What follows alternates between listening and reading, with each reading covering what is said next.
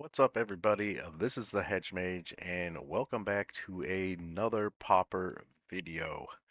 So in today's video, what we're going to be doing is something I haven't really done on the channel before, but we're going to be kind of explaining the mechanics behind the infinite combo used in moggwarts, which this deck was the first deck that I had ever built in the format. One of my favorites, definitely a bit of a pet deck of mine. I absolutely love it. When I started playing competitive Magic, I was playing goblins. Now, this was back when the formats were called Type 1, Type 1.5, and Type 2. So, yes, might be a bit of a boomer. Pretty old school. This was back in, the late 90s, early 2000s. And I was playing goblins then, so any deck that runs goblins, that is good. I will definitely give it a shot. So, Mogwarts was definitely something that piqued my interest when I first got into the format. So as always, guys, if you would like to support the channel, if you could leave a like on this video and hit that subscribe button, I would greatly appreciate the support. Now let's get started and talk about how Mogwarts actually hopes to win.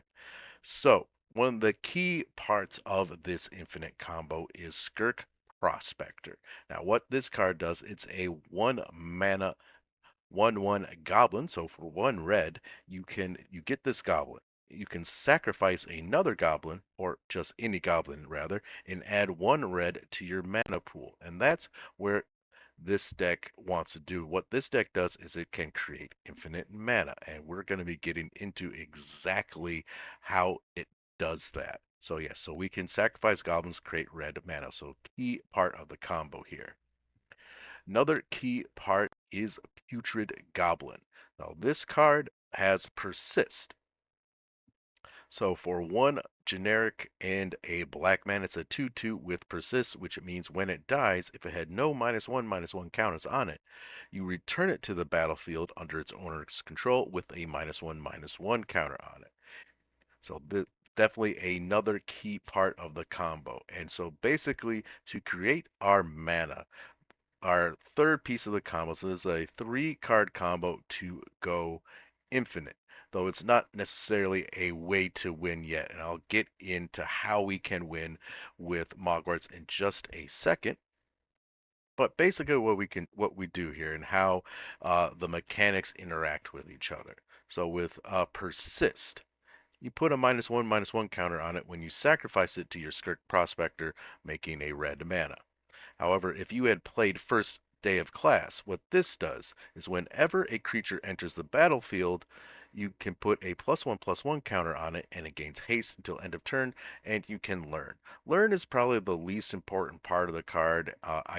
In my own list, I don't run any lesson cards in the sideboard, which you could grab a lesson card, or you can just discard a card and draw a card. So that's usually what I do. I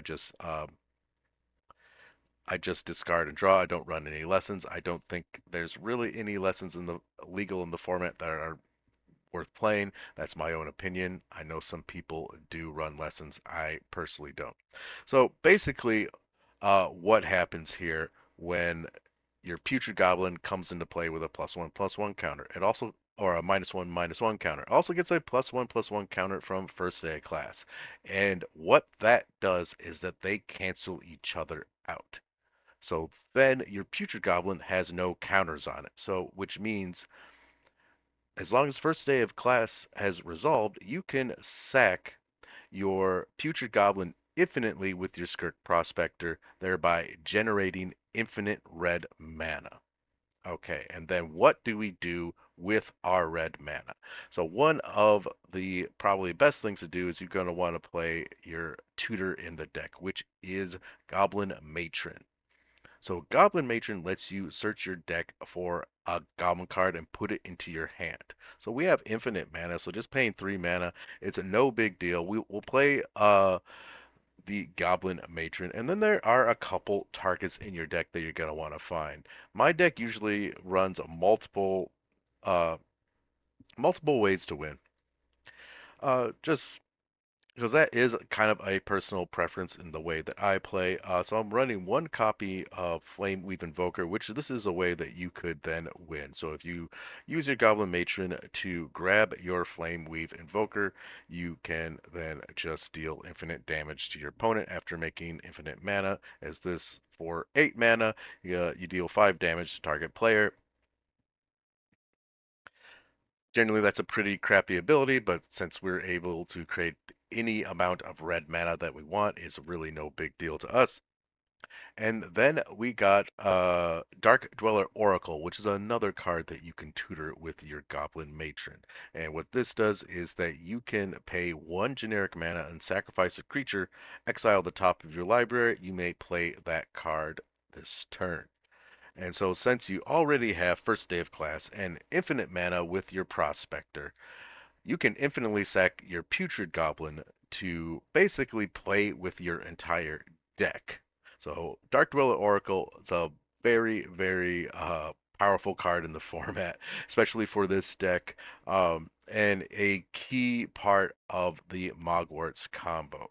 And then, so usually what a lot of decks are going to find is going to be the single copy of makeshift munitions in your deck, and then you will play makeshift munitions, which you can then use your infinite mana to sacrifice your putrid goblin over and over to deal 1 damage to your opponent, basically making infinite damage with it. So that is the main ways that you're gonna attempt to win with Moggwarts. So I know that seems like a lot of cards, and in other formats, you don't really see like a 3 to 4 card combo actually being viable. Even this, we're looking at what's this, like 7 different cards, though they're not all going to be used together because usually you can either use your Goblin Matron to grab your Flameweave Invoker, or maybe you can use it to grab the Dark Dweller Oracle if you're running that instead of the Invoker to find makeshift munitions. There are a few different lines that you could go, really down to personal preference. I think what a lot of people do is running Dark Dweller Oracle to find makeshift munitions. Now, there is one other card that I do want to bring to your attention, and a way that you could possibly win with the deck is in my sideboard here. Now, I usually bring this in against decks that run counter magic, as it is a way, is if they decide to counter your makeshift munitions, there's really then you kind of lost the game. So against those decks, I bring in this other card that you don't see very often, which is another way to win with Mogwarts, and that is Pyromatics, which is 1 generic mana in a red, has a replicate cost of 1 generic mana in a red, and it does 1 damage to target creature or player. So you can basically, if you think they are saving a counterspell for your makeshift munitions, you can essentially just play Pyromatics and outstack them. So you can put, 1 million copies of Pyromatics on the stack. Their one counterspell that they've been saving for it isn't really going to do much for them, though usually they're probably going to counter your first day of class. So sometimes they might want you to try and use up all your resources, because once you've gone off, it's very hard to go off a second time. So I do like running the one copy of Pyromatics as well. It is another way to win with Mogwarts. And then one other thing that I want to touch on with this deck is it does seem that there can be a fair bit of salt when it comes to infinite combos, at least in my experience. Uh, and though infinite combos are notoriously a little hard to interact with, there are a couple ways that you can uh, interact with these combo lines here. One of the biggest things is if you have instant speed graveyard hate, and if you are not running instant speed graveyard hate in your sideboards and your pauper decks, I definitely recommend you do, because there are a number of different combo decks that play out of the yard, as well as things like Tolarian Terror. So I think it is it auto-include in just about any sideboard. So instant speed graveyard hate can get rid of the putrid goblin while the persist trigger is on the stack, which is probably one of the best ways to stop the combo.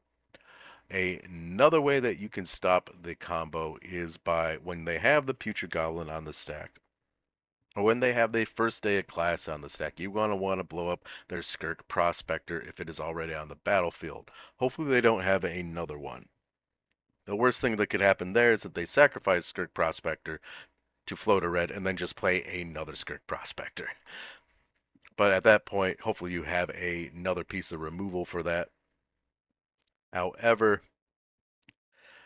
that seems to be like the best ways to stop it outside of just countering, say, first day of class or their makeshift munitions or whatever win con they have. Because usually they are only running one copy of a makeshift munitions. They can always, they can always use an unearth to grab their putrid goblin back or their skirk prospector back or whatever other card that you've dealt with that's a key part of their combo. So definitely, if you're playing counter spells or counter magic, first day of class and makeshift munitions are the targets you're gonna want to hit the most, and that seems to be kind of the best way to stop the combo. But that's gonna about do it for today's video, guys. I hope you enjoyed my uh, kind of long-winded explanation of how Mogwarts wins in Pauper. Definitely love to hear your thoughts about this deck in the comment section below. If you play it, or if you are interested in playing it, definitely like to hear from you guys about that. As always, I hope you're all having a wonderful day, and I'll see you all next time.